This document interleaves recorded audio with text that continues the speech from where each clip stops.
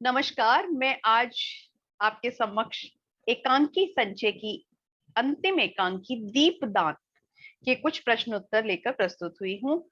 आपके समक्ष उपस्थित हूँ और पिछली एक वीडियो में मैंने पेज नंबर वाइज हम जा रहे हैं। पिछले वीडियो में पेज नंबर 84, 85 के प्रश्न हमने चर्चा की थी। उन सभी प्रश्नों के बारे में यहाँ पर डिस्कस किया था। तो अब आज हमारा जो पेज नंबर है 86 और 87 है। पेज नंबर 86, 87 से बनने वाले प्रश्न मैं आपके समक्ष लेकर उपस्थित हुई हूँ। नोटबुक लेकर साथ में रखिए, एकांकी संचय पुस्तक साथ में रखिए और एक पेंसिल साथ में रखिए, ताकि आप इन प्रश्नों को नोट डाउन करें, समझें और लिख भी ले। जो इम्पोर्टेंट कीवर्ड्स है उन्हें आप लिख भी ले। चलिए जल्दी से चर्चा कर लेते हैं, आगे बढ़ते हैं। राजमहल पर बोझ बन जाओगी बोझ, और नदी बनो तो तुम्हारा बहता हुआ बोझ पत्थर भी अपने सिर पर धारण करेंगे। पेज नंबर 87 पर यह अवतरण है, लास्ट पैराग्राफ है, लास्ट अवतरण है। और इस गद्यांश को बोलने वाली वक्ता कौन है? सोना है।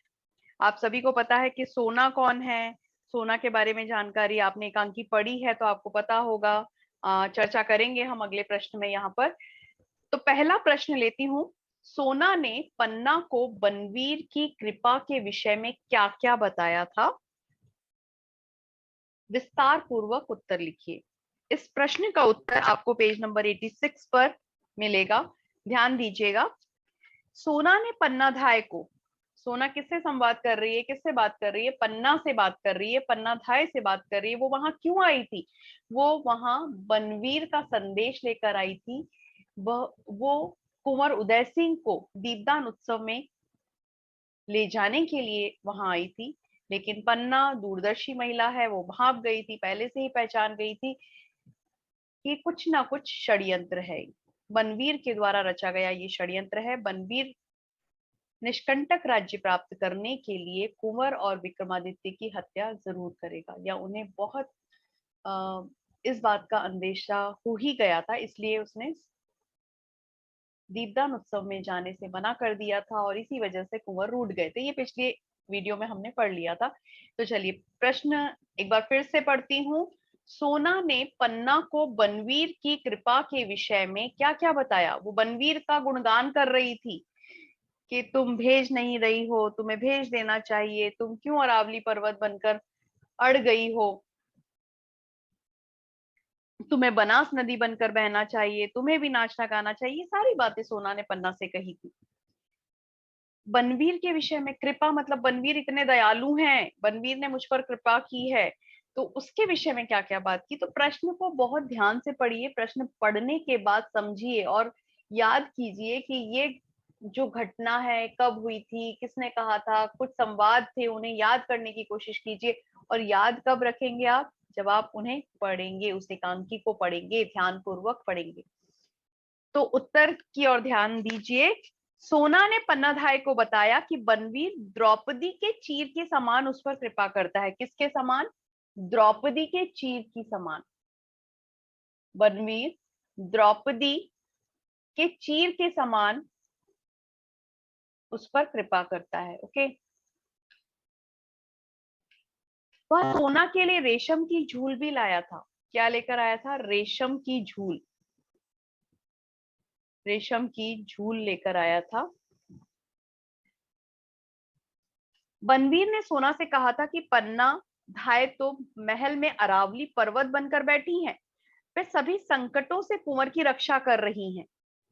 सोना से बनवीर ने यह भी कहा था कि वैसे कोई उत्सव नहीं है, लेकिन परंतु सोना खुश रहे, सोना को नाचने का शौक है, वो खूब नाचे, अपनी सखियों के साथ गाए, इसलिए दीपदान का उत्सव भी करवाया गया है। इसलिए दीपदान उत्सव का आयोजन भी किया गया है। ये बनवीर के बनाए हुए मयूर पक्ष कुंड पर दीपदान करें, वे सभी सोना और उसकी सखियां सभी दीपदान उत्सव में भाग लें, मयूर पक्ष कुंड में दीपदान करें, इस आयोजन का आनंद लें। सोना ने कहा कि बनवीर की कृपा से उसका सारा जीवन क्या बन गया है? दीपावली बन गया है, दीपावली के समान उजागर हो गया है। अब तो पूरा जीवन एकदम चमक उठा है। इस प्रकार सोना ने बनवीर की अपार कृपा का वर्णन किया था। इस प्रकार से सोना ने बताया कि द्रौपदी के चीर के समान उस पर कृपा कर रहे हैं। वो हाथी घोड़े की तो झूल लाए थे, साथ में वो हमारे लिए भी झूल लेकर आए थे। रेशम की झूल लाए थे, और रेशम की झूल कैसी थी, जिसे सिर पे ओढ़कर नाचने से ऐसा लगता था जैसे मकड़ी के जाले के आर पार चंद्रमा की किरणें थिरक रही हो। यानी ट्रांसपेरेंट थी वो, पारदर्शी थी, इतनी सुंदर बनी हुई थी। तो बनवीर ने हमें रेशम की झूल ली, और जो दीपदान उत्सव का आयोजन किया है ना, वो भी बनवीर ने हमारे लिए ही किया है। ये सारी बातें सोना पन्ना से कहती है, बनवीर की कृपा के बारे में पन्ना को बताती है। आशा करती हूँ आपको यह प्रश्न समझ में आया होगा, इसका उत्तर समझ में आया होगा। तो कीवर्ड्स को ध्यान में रखिए और उत्तर अपने वाक्यों में बनाकर लिखिए। अगला प्रश्न है, सोना के बारे में जानकारी दीजिए। सोना का चरित्र चित्रण कीजिए या सोना के बारे में जानकारी दीजिए। तो सोना कौन थी? सोना रावल स्वरूप सिंह की पुत्री थी। रावल स्वरूप सिंह की 16 वर्षीय पुत्री थी। हाँ, 16 वर्षीय पुत्री थी। 16 वर्षीय पुत्री थी। वह बहुत रूपवती थी, यहाँ पर लिखती हूँ साथ साथ में, वो बहुत रूपवती थी।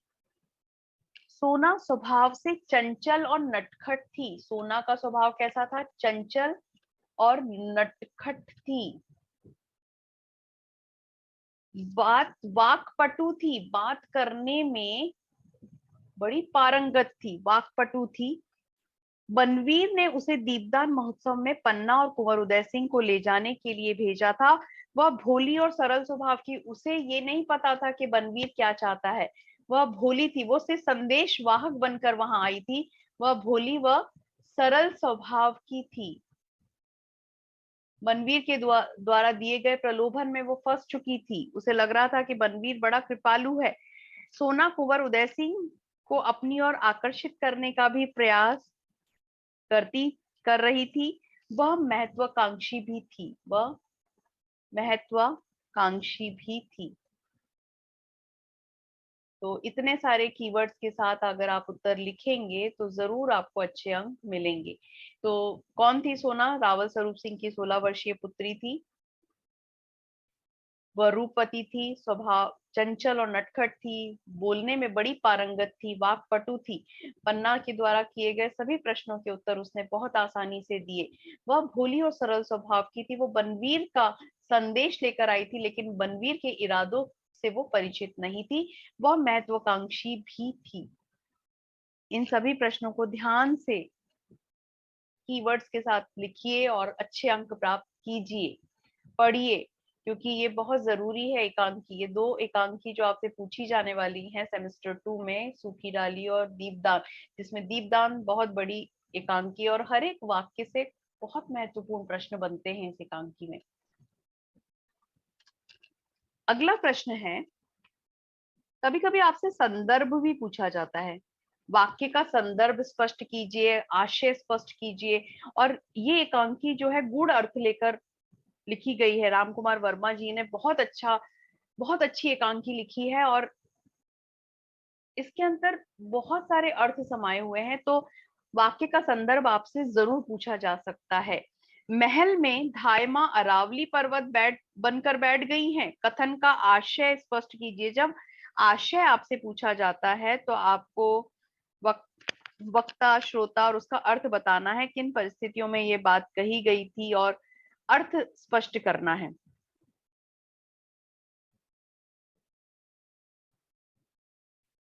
पन्नाधाय पर राजकुमार या कुंवर उदय सिंह के लालन पालन और सुरक्षा का भार था। यह आप सभी को पता है कि वो उसकी सुरक्षा कर रही थी। उन्हें पता था कि बनवीर उस कुंवर के साथ कुछ भी गलत कर सकता है, उन्हें हानि पहुंचा सकता है, उनकी हत्या कर सकता है, क्योंकि बनवीर जो है निष्कंटक राज्य चाहता है। वो कोई अपने रुकावट नहीं चाहता है। तो पन्नाधाय पर राजकुमार उदय सिंह के लालन पालन और सुरक्षा का भार था। किशोरी सोना के अनुसार पन्नाधाय अपने पुत्र चंदन की अपेक्षा कुंवर उदय सिंह का विशेष ध्यान रखती थी, उनसे एक माँ की तरह रखती थी। दासी पुत्र बनवीर चित्तौड़ के सिंहासन पर बैठने के लिए बड़ा आतुर था। वो जल्दी से इस राज्य को हड़पना चाहता था। वह विलासी था, वह क्रूर था। वह बनवीर के बारे में आपको बताना होगा यहाँ पे। बनवीर कैसा था? विलासी था, क्रूर था। और कौन था बनवीर? दासी पुत्र था बनवीर। क्या चाहता था? निष्कंटक राज्य चाहता था। निष्कंटक यानी उसके राज्य में, उसके मार्ग में कोई बाधा ना हो, कोई कांटा ना हो, निष्कंटक राज्य चाहता था।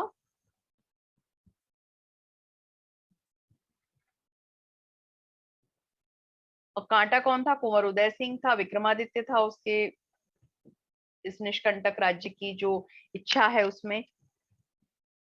उसने अपने जितने भी सामंत थे, जितने भी मंत्री थे, सैनिक थे, सबको अपने पक्ष में कर लिया था। वह उदय सिंह को अपने मार्ग का कांटा समझता था। वो ये समझता था कि उदय सिंह जब तक मेरे मार्ग से नहीं हटेंगे, अर्थात मैं जब तक उनकी हत्या नहीं कर दूंगा, तब तक मुझे ये राज्य नहीं मिलेगा।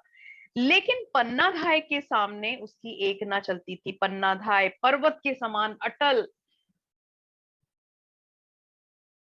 खड़ी हुई थी,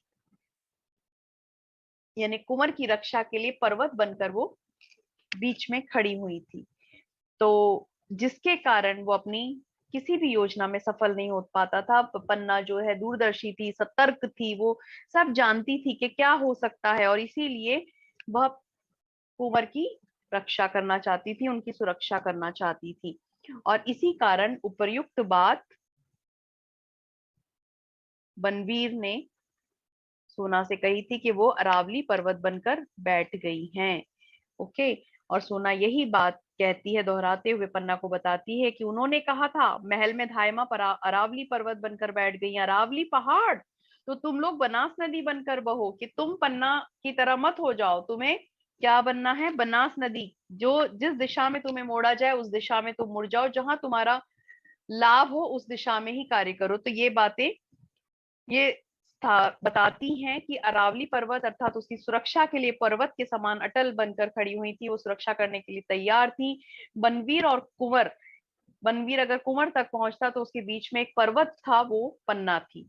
तो इस कथन का आशय यही है, यही इस कथन से यही बात स्पष्ट होती है।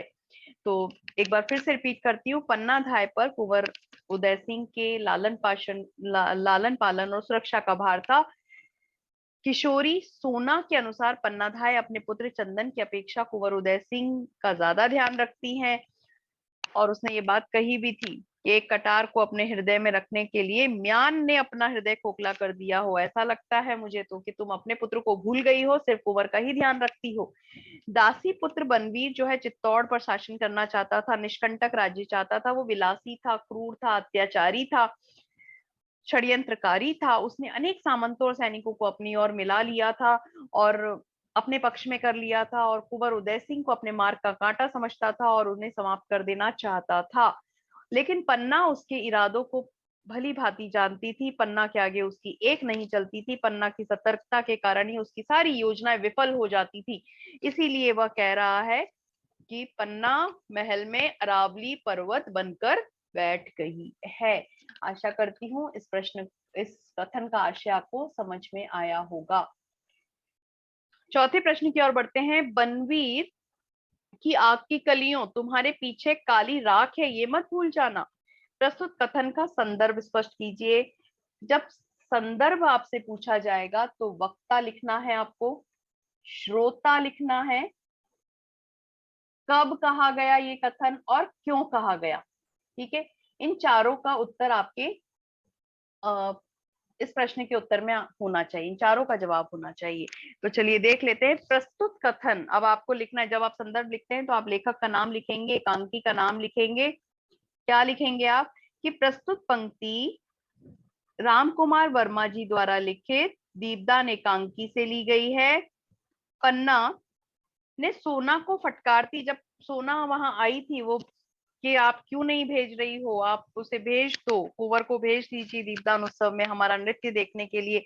लेकिन पन्ना ने सोना को डांटा था, वो उसे फटकार रही थी। तो ये सारी बातें उन्होंने तभी कही थी, पन्ना ने सोना से ये बात कही थी। तो वक्ता श्रोता हो गया यहाँ पे, वक्ता कौन है, पन्ना है, और श्रोता कौन है, सोना है। बनवीर की आग की कलियों, सोना कहती है, पन्ना कहती है, सोना षड्यंत्रकारी बनवीर द्वारा आयोजित नृत्य संगीत और दीपदान उत्सव में बड़ी मगन हो रही हो तुम। वह उदय सिंह और पन्ना को भी साथ में ले जाना चाहती थी, बड़ी मगन हो रही थी और उदय सिंह को साथ में ले जाने के लिए आई थी। पन्ना से भी कहती है कि तुम भी चलो, लेकिन पन्ना बनवीर की चालों को पहले से ही जानती थी, और उसने पन्ना जब, और फिर पन्ना ने सोना को फटकारते हुए ये वाक्य, ये कथन कहा था। सोना, उसने सोना को सचेत कर दिया था कि बनवीर ने जो षड्यंत्र और विश्वासघात की जो आग लगाई है, वह एक दिन जलकर राख हो जाएगी, वह भी उस एक दिन वह भी जलकर राख हो जाएगी। इसलिए वह चित्तौड़ और उदय सिंह पर आए संकट को समझे और नाच गाना राग रंग को भूल जाए और मातृभूमि के प्रति अपने कर्तव्य का पालन करे। कि मातृभूमि के प्रति तुम्हारा कुछ कर्तव्य है, तुम उसका पालन करो। तुम बनवीर के द्वारा लगाई गई षड्यंत्र की आग में, षड्यंत्र की आग में जलकर नष्ट हो जाओगी। तुम्हें ये नहीं भूलना चाहिए, तुम्हें अपनी मातृभूमि के लिए अपना सर्वस्व न्यौछावर करने के लिए, अपने कर्तव्य को निभाने के लिए तैयार रहना चाहिए। तो वक्ता कौन है, पन्ना है, श्रोता सोना है। कब कहा गया, जब सोना दीपदान उत्सव में ले जाने के लिए कुंवर को ले जाने के लिए और पन्ना को भी चलने के लिए बार बार कहती है, और तब पन्ना उसे फटकारती हुई ये कथन कहती है, और कहती है कि षड्यंत्रकारी बनवीर की चालों में तुम फंस गई हो, और ये जो आग उसने लगाई है विश्वासघात की, वह भी एक दिन उसमें जलकर राख हो जाएगी। इसलिए चित्तौड़ और उदय सिंह पर आए संकट को समझे और वो जाने, और ये जो है सारा राग रंग नाच गाना सब छोड़कर मातृभूमि के लिए अपने कर्तव्य को निभाए। ये 4 प्रश्नों के उत्तर आज मैंने आपको दिए, पेज नंबर 86 और 87 के प्रश्नों के उत्तर हैं ये। अगले प्रश्न लेकर मैं जल्द ही आपके समक्ष आऊंगी। आशा करती हूँ कि आपको समझ में आया होगा। अगर कहीं भी कोई डाउट है इस एकांकी में, तो आप चैट में मुझे लिखकर भेजिए।